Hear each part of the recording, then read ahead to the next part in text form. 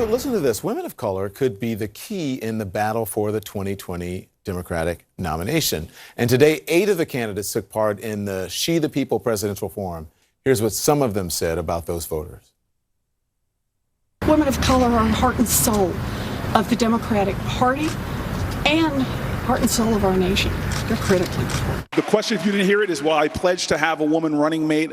I will have a woman running mate. To me, it's really clear that we do that. Women alone in this country are paid 80 cents on average what a man is paid for the same job. But African American women, 61 cents of what a man is paid. Latinas, 53 cents of what a man is paid. Why should women of color choose you as a nominee for president? Because of my track record, my entire life, of focusing on women of color, be it in terms of health care. I am a leader on the issue of maternal mortality.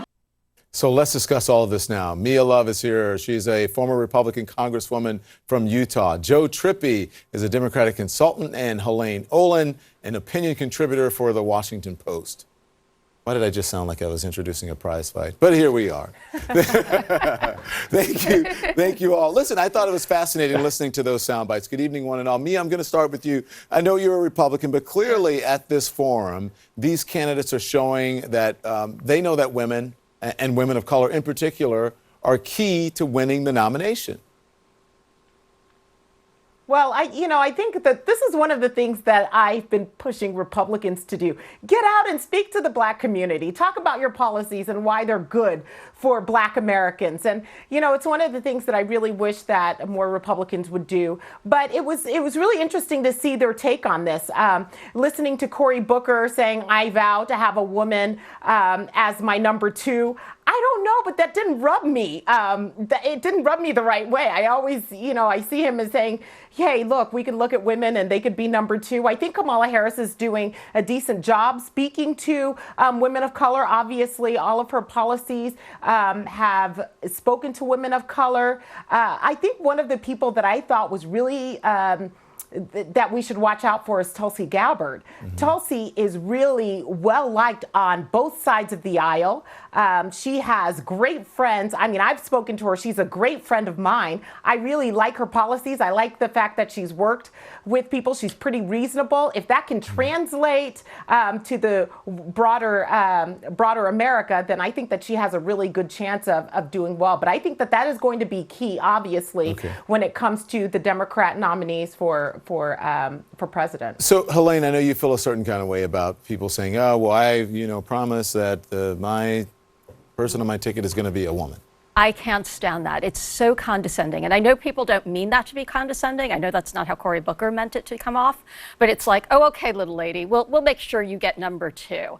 It just feels like, don't do that. Let's see who gets the nomination first, and then let's see who's going to be the best vice presidential pick. So let me ask you that. So, Joe, let me ask you this, because I know you had really great success of working with Doug Jones, now Senator Jones from Alabama, galvanizing the support of Black women to win the seat in deep red South. You should never underestimate the power of this voting bloc, but they are also a very pragmatic group, a very pragmatic group of voters. And the reason I say that is because I think Democrats realize what's on the line here, and especially Black women. Do you think they're saying, well, it's got to be a woman, it's got to be this, it's got to be that, or does it just have to be the 2 people who can beat Donald Trump? Look, I think their energy is really important, and winning them will be important. No, you can't be the nominee in our party, I don't think, without getting really strong support within communities of color, and particularly women of color, because they're a lot of the core activists in terms of getting out the vote and working. But I think that one of the things that's different about this field is, aside from Biden and maybe Bernie, most of the candidates in this field are not known nationally in these communities. I mean, they may have standing in their states or in the Senate for things they've done, but they're not really well known. They're not known nationally among anybody. And so these opportunities like today are really important to make that first impression, to start getting out there, to start building. Like, you know, in 1992, when we had a field that wasn't well known in communities of color, Bill Clinton actually started to connect in a way with empathy and with hope, in a way that really connected. And he started to win the minority communities over across the country. And that's really what propelled him to the nomination. I think it's going to be very decisive. I don't think yet that anybody can claim strength there. Biden, I think, has the doors open because he was Barack Obama's vice president, and he has history. I think Bernie may as well, but they've got to make themselves relevant. Okay. They just can't rely on the past. We're going to keep you guys around so that we can get more input from everyone here. So everyone stay with me. We got a lot to talk about. Helane's article that's getting a lot of attention about why Americans are ageist, except when it comes to the president.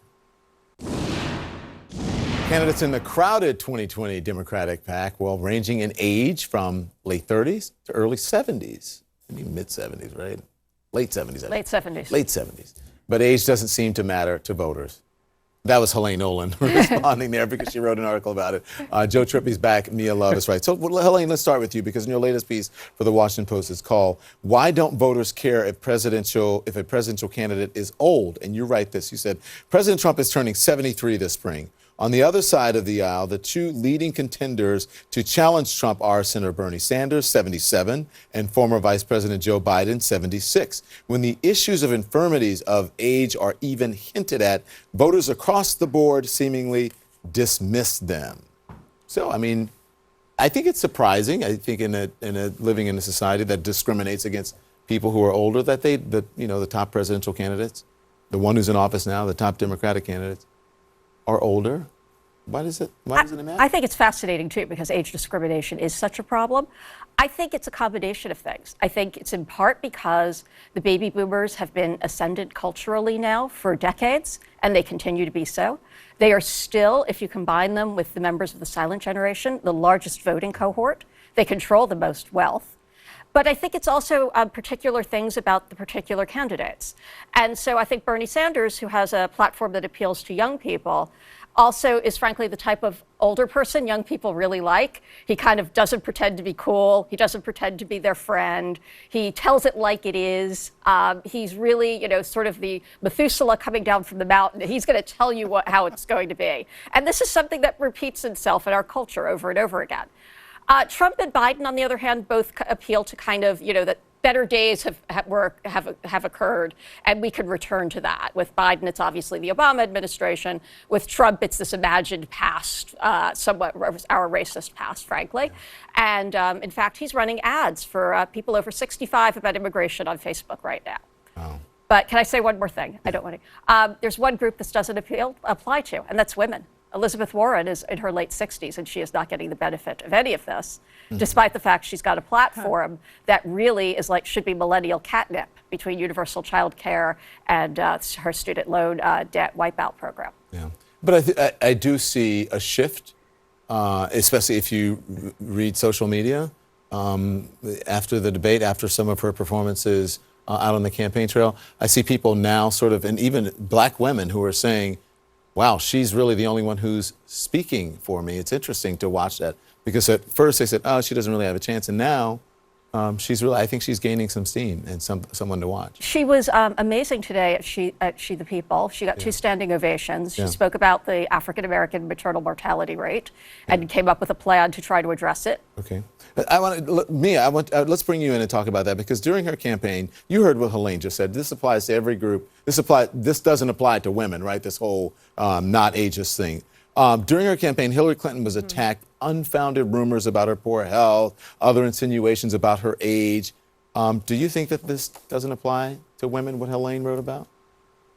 I think that Helene actually hit on something that was really crucial here, because this it does only apply to men. I mean, I remember when I was running, it was, oh, well, she's not experienced enough. Even though I had been on the city council, I was a mayor of a thriving city. Even after passing bill after bill and working across the aisle, it was like, well, people were always so incredibly surprised when you would just rise to the occasion. So I don't think that really applies when it comes to women, and that's unfortunate, because I think that you've got the majority of voters out there, the people that run the economy, are really women. I mean, they're working, they're trying to take care of families. I mean, there are things that are really disproportionately affecting them, and so everybody always wants a grown up in the room, and I think that's why older men do so well, but that doesn't apply when it comes to women. When it comes to women, age is always a factor, and they're never experienced enough or can do well enough. When you said that economy thing, I was saying, go Beyonce, because you know what she says: "Who runs the world? Girls," right? That's what she said. And there's some truth in that. So, Joe, listen. Helene points out in her piece that in American culture and in employment, ageism is really common. We know that. That's no secret. Why do older voters have so much more power? Is it simply because they vote and younger voters don't vote as much? Yeah. Well, one, that's a big piece of it. They vote particularly in primaries. Primaries, are lower turnout affairs, and it's really older voters that turn out. And particularly, by the way, in some of these early states. Iowa is one of the oldest states in the country. In fact, I think it may be the oldest in terms of the average age of caucus attenders. So you start to see that. We are seeing an increase in millennial participation. I think that's going to happen this time around. But the other thing that gets into this is that the older you are, like when you look at data, the more all this, the race and other biases kick in a way that don't happen with millennials. Millennials don't care about gender or age or race or color. They a lot less so.